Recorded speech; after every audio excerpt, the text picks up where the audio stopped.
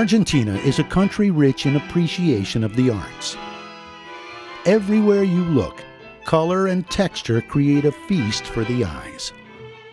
And when you add the fact Argentina gave the world the tango, it becomes a feast for the eyes and ears.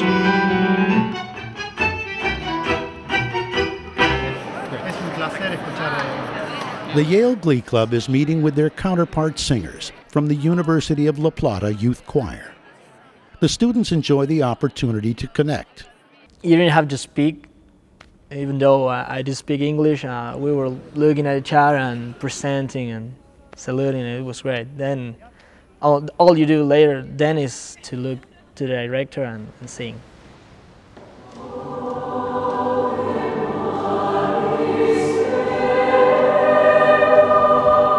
It's not the first time Yale has been here.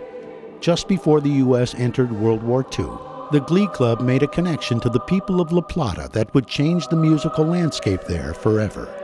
This was a group that traced its origins back to the Yale Glee Club's first trip to Argentina in 1941. Just one performance or one visit can have ripple effects even across generations. In 1941, the Glee Club would head south of the equator, the first to do so on a tour through South America. Because of the war, there was no transatlantic passage, so they worked on the first South American tour. The State Department, the country as a whole, very, very aware of how important it was that the United States be viewed favorably, because the huge extreme competition for influence clearly going on at that time. Cordell Hull, the then Secretary of State, would call up Marshall Bartholomew, the director of the Yale Glee Club, and ask him to put America's good neighbor policy to work. In the truest sense of the word, the Yale Glee Club was being called upon to be an ambassador. Oh, the anchor is weighed and the sails they are set. Away, Rio. We were on a liner 65 strong. Oh, we're bound for Rio Grande. There happened to be a group of models to some kind of an engagement in Rio. It brightened the trip a lot. And when you think of the opportunities for us, who are mostly states-bound, here we are, we're going off to Ecuador, Peru, Brazil. So very well, my body, young girl, we are bound for Rio. Chile, Panama, Argentina.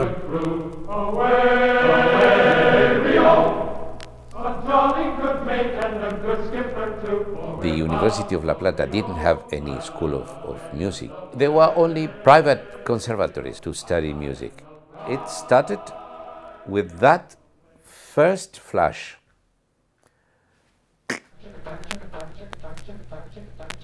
Vamos todos, venga pressa, vamos todos para casa da bocina.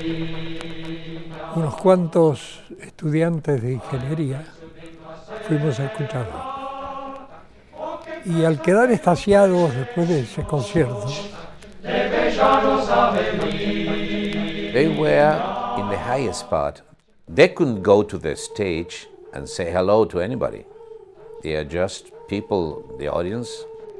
Que quedamos tan emocionados que precisamente alguien dijo, ¿por qué no hacemos nosotros también un coro? Que no teníamos ni idea, ni teníamos idea de la trascendencia que podía tener y que en definitiva la tuvo.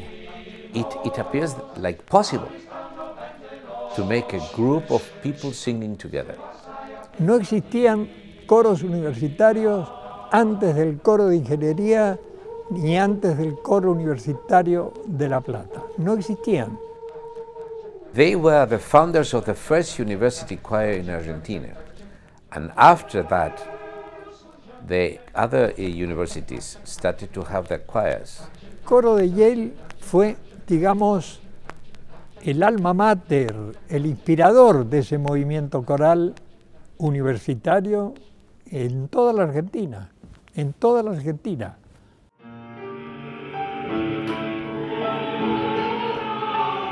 Now we have more than 5,000 choirs. Every member of the university choir, they all know this. So it's part of their own history. That was a very valuable beginning.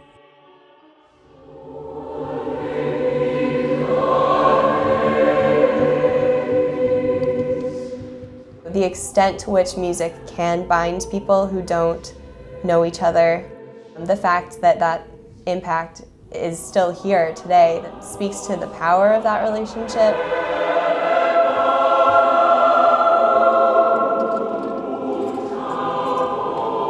We're just reinforcing history, and it just showed that it not only transcends language, it also transcends time.